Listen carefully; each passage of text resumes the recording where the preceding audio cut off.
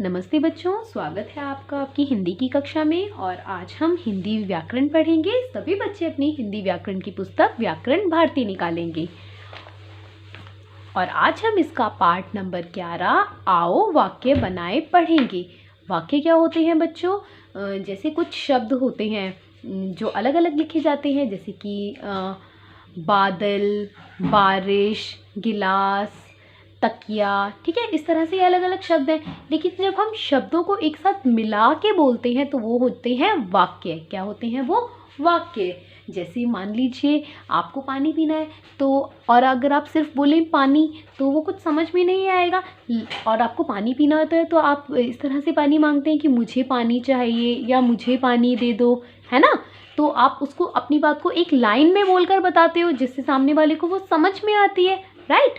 तो अब हम वाक्य बनाना सीखेंगे।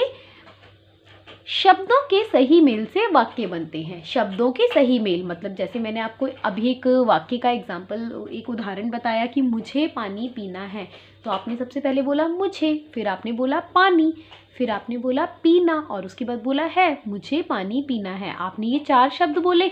तो देखो, शब्दों को जब आपने मिलाया तो वो क्या बन गया? एक वाक्य। लेकिन शब्दों को कैसे मिलाना है? उनका सही मेल रखना है। अगर आप बोलते है पीना मुझे पानी, तो क्या वो सुनने में सही लगता? या कभी आपने इस तरह से बोला है या सुना है मुझे पीना पानी? नहीं ना। तो शब्द को हमें सही क्रम में बोलना होता है कि मतलब कौन सा शब्द आगे आना चाहिए, कौन सा शब्द पीछे आना चाहिए। अब देखो, बंदर ने केला खाया। अगर यहाँ लिखा होता खाया ने केला बंदर, तो कुछ समझ में आता आपको? नहीं। अब बंदर ने केला खाया, ये पढ़ते ही आपको समझ में आ गया कि बंदर ने केला खाया है। मधु गाती है, यानी मधु गाना गाती है। ये दोनों वाक्य हैं, इनका कुछ अर्थ है। अर्थ मतलब है। हमने सार्थक और निरर्थक शब्द के बारे में अपनी पिछले पाठ में पढ़ा था हिंदी व्याकरण में, है ना, कि अक्षरों के, वर्णों के सही मेल से शब्द बनते हैं। जैसे मैं बोलूँ रमट रमट, तो रमट कुछ शब्द है? नहीं है। रमट सुन के आपको समझ में आया कि मैं क्या बोलना चाह रही हूँ, या आपने ऐसा कोई शब्द सुना है? नहीं। अगर मैं बोलती मटर मटर, तो आपको 1 मिनट में समझ में आ जाता कि मटर एक सब्जी होती है ग्रीन कलर की, जिसे हम खाते हैं, है ना। तो वो शब्द वर्णों के सही क्रम से शब्द बना और शब्दों के सही क्रम से वाक्य बनता है, और इसका कुछ अर्थ होता है, मतलब कुछ मतलब होता है। केला बंदर खाया ने, अब इसको पढ़ के आपको कुछ समझ में आया? केला बंदर खाया ने। गाती मधु है। इन शब्दों का सही मेल नहीं है, यानी यहाँ पे शब्द आगे पीछे लिखे गलत तरह से।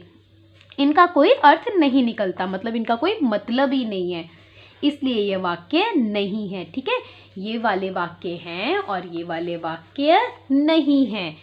इनका कुछ अर्थ है, अर्थ यानी मतलब है, और इनका कुछ अर्थ नहीं है।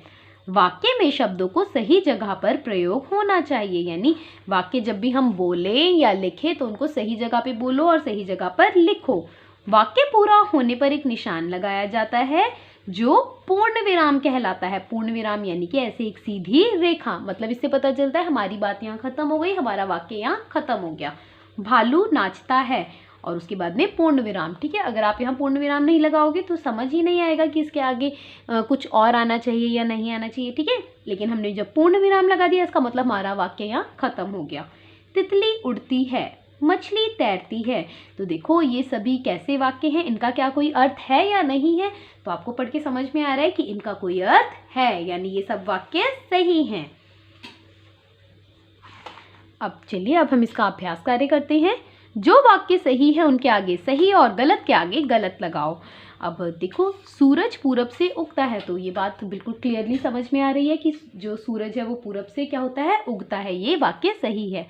फुटबॉल खेलता मैं हूँ, और देखो यहाँ पूर्ण विराम भी नहीं है। फुटबॉल खेलता मैं हूँ, क्या इससे कुछ समझ में आ रहा है? नहीं। मैं फुटबॉल खेलता हूँ अगर ये होता तो सही होता, लेकिन ऐसा नहीं लिखा। यहाँ लिखा है फुटबॉल खेलता मैं हूँ, तो ये वाक्य गलत है। चूहा डरकर भाग गया, तो ये सही वाक्य है। बिल्कुल हमें पढ़ते ही समझ में आ रहा है कि चूहा जो है वो डरकर भाग गया है। जाल फंसा शेर में, क्या ऐसा होता है कि जाल कभी फंस जाता है शेर में? नहीं ना, शेर फंसता है ना जाल में, तो ये वाक्य गलत है। और देखो, पूर्ण विराम भी नहीं लगा। नीता है जाती घर, नीता है जाती घर, ये इससे आपको पढ़ के कुछ समझ में आ रहा है बच्चों? नहीं, तो ये वाक्य गलत है। नीता घर जाती है, अगर ऐसा लिखा होता तो समझ में आता कि नीता जो है घर जा रही है। ठीक है, आज गर्मी अधिक है, मतलब अधिक यानी कि ज़्यादा, आज गर्मी अधिक है, तो ये वाक्य भी सही है। और देखो अंत में यानी आखिर में लास्ट में पूर्ण विराम भी लगा है।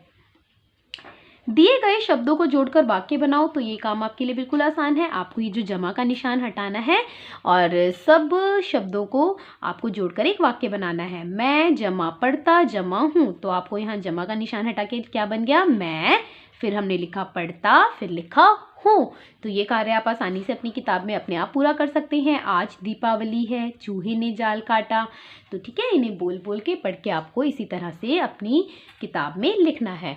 अब हम अगले पेज में चलते हैं। प्रश्न नंबर 3 है आपका, सही शब्द लिखकर वाक्य पूरे करो और स्टिकर चिपकाओ।